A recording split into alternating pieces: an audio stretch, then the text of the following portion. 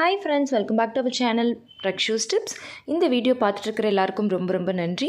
இன்றைக்கி இந்த வீடியோவில் நம்ம எதை பற்றி பார்க்க போகிறோம் அப்படின்னு பார்த்தீங்க அப்படின்னா, இன்றைக்கி நம்ம கர்ப்பிணி பெண்கள் கர்ப்ப காலத்தில் இந்த குழந்தையோட அசைவை பற்றி நிறைய விஷயங்கள் அவங்களுக்கு சந்தேகங்கள் இருந்துக்கிட்டே இருக்கும்.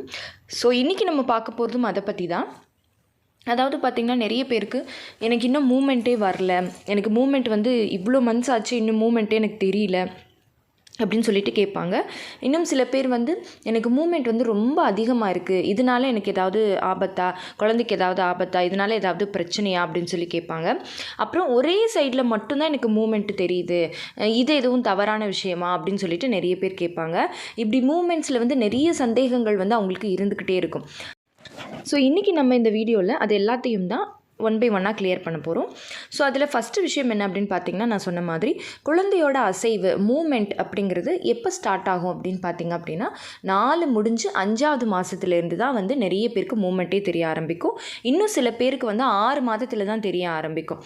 அதுவும் முதல் ப்ரெக்னென்சியாக இருந்துச்சு அப்படின்னா கண்டிப்பாக 5 முடிகிறப்போ 6 ஸ்டார்டிங்கில் தான் அவங்களுக்கு அந்த குழந்தையோட மூமெண்ட்டே தெரிய ஆரம்பிக்கும்.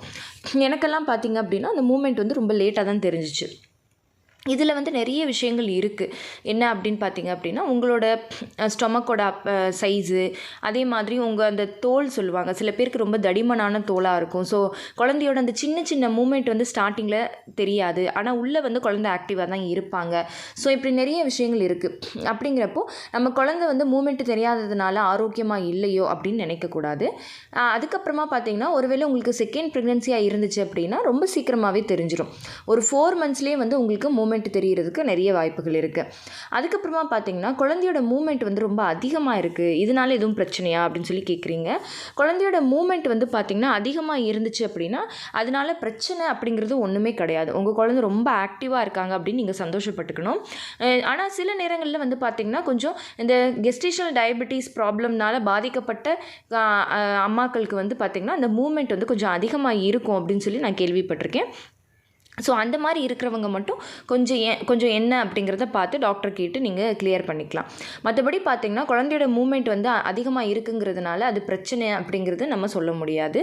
ஸோ ஆனால் உங்களுக்கு ஒருவேளை ரொம்ப டவுட் இருக்குது, ரொம்ப அப்நார்மலாக இருக்குது அப்படின்னு நீங்கள் ஃபீல் பண்ணுறீங்க அப்படின்னா நீங்கள் தாராளமாக டாக்டர்கிட்ட கேட்டு அது என்ன அப்படிங்கிறத கேட்டு தெரிஞ்சுக்கலாம்.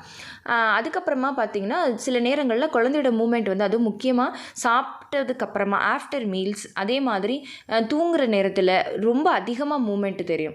இது ஏன் அப்படின்னு சொல்லி கேட்குறீங்க. கண்டிப்பாக நீங்கள் சாப்பிட்ற டைம்லையும் மூமெண்ட் அதிகமாக தெரியும். ஏன் நைட்லாம் மூமெண்ட் அதிகமாக தெரியுது அப்படின்னா, நீங்கள் டே டைமில் ரொம்ப ஆக்டிவாக இருப்பீங்க. நீங்கள் அப்படி ஆக்டிவாக இருக்கும்போது கொஞ்சம் வீட்டில் வேலை பார்ப்பீங்க, இல்லை வெளியில் வேலைக்கு போகிறவங்களா இருந்தால் அங்கே ஆக்டிவாக இருப்பீங்க. அந்த டைமில் நம்ம குழந்தைய அவ்வளோ இதாக கவனிக்க மாட்டோம். ஸோ அப்போ நமக்கு அந்த மூமெண்ட் கம்மியாக இருக்கிற மாதிரி நம்ம ஃபீல் பண்ணுவோம். ஆனால் குழந்தை எப்போவுமே அது எப்படி இருக்கணுமோ அப்படி தான் இருக்கும். இன்னொரு விஷயம் என்ன அப்படின்னு பார்த்தீங்கன்னா, நீங்கள் ஆக்டிவாக இருக்கும்போது குழந்தை என்ன நினைக்கும் அப்படின்னா, அம்மா ஏதோ ஆக்டிவாக இருக்காங்க, ஏதோ பிஸி, ஏதோ வேலை நடக்குது, அந்த டைமில் நம்ம அது அமைதியாக இருக்கணும் அப்படின்ற மாதிரி தான் குழந்தை இருக்கும். நீங்கள் ரெஸ்ட்டாக இருக்கும்போது தான் குழந்தை ஆக்டிவாக இருக்கிறதுக்கு ட்ரை பண்ணும். ஸோ அதனால் நைட் நேரம் நான் சொன்ன மாதிரி டே டைமில் நம்மளும் அதை கான்ஷியஸாக ரொம்ப கவனிக்க மாட்டோம். நைட்டில் தான் நமக்கும் அது ரொம்ப நல்லாவே தெரியும் அந்த மூமெண்ட். ஸோ இதனால் நம்ம பயப்படணும் அப்படிங்கிற அவசியம் இல்லை. அதே மாதிரி ஒரே சைட்லேயே பேபியோட மூமெண்ட் ஜாஸ்தி இருக்குது அப்படின்னு சொல்லி பயப்படுறீங்க. ஸோ பேபி பார்த்திங்கன்னா, எந்த பக்கம் நஞ்சு கொடி பிடிச்சிருக்கோ அந்த பக்கம் தான் அதோட மூமெண்ட் ஜாஸ்தி இருக்கலாம்.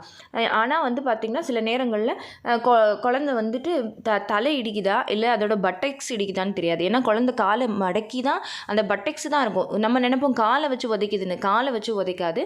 நமக்கு பார்த்திங்கன்னா அது தலையும் ரவுண்டாக தான் இருக்கும், பட்டெக்ஸும் ரவுண்டாக தான் இருக்கும். ஸோ ஒன்று இந்த பக்கம் இல்லை இந்த பக்கம் தான் நமக்கு அந்த மூமெண்ட்டே நமக்கு தெரியும். ஸோ அதை பற்றி நீங்கள் பயப்படணும்னு அவசியம் இல்லை. எந்த பக்கம் குழந்தை கம்ஃபர்டபுளாக இருக்கும் அந்த பக்கம் குழந்தையோட மூமெண்ட் அதிகமாக இருக்கும். சில பேருக்கு அந்த பக்கம் கொஞ்சம் ஃப்ரீயாக இருக்கும் சில குழந்தைங்களுக்கு. ஸோ அதுக்கேற்ற மாதிரி அந்த நான் சொன்ன மாதிரி அந்த நஞ்சு கொடி எங்கே இருக்கோ அதை பொறுத்து அதோட மூமெண்ட் கொஞ்சம் ஃப்ரீ மூமெண்ட்டாக இருக்குமே தவிர ஒரே சைடில் மூமெண்ட் இருந்துச்சு அப்படின்னா நீங்கள் பயப்படணும் அப்படிங்கிற அவசியம் கிடையாது. ஓகே ஃப்ரெண்ட்ஸ், இப்போ உங்களுக்கு தெளிவாக புரிஞ்சிருக்கும் அப்படின்னு நினைக்கிறேன். ஸோ இந்த வீடியோ உங்களுக்கு யூஸ்ஃபுல்லாக இருந்திருந்தால் மறக்காமல் லைக் பண்ணுங்கள், கமெண்ட் பண்ணுங்கள். உங்கள் ஃபேமிலி அண்ட் ஃப்ரெண்ட்ஸுக்கும் இந்த வீடியோவை மறக்காமல் ஷேர் பண்ணுங்கள்.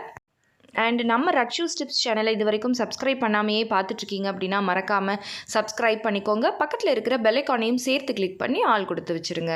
ஓகே ஃப்ரெண்ட்ஸ், பாய், தேங்க்யூ.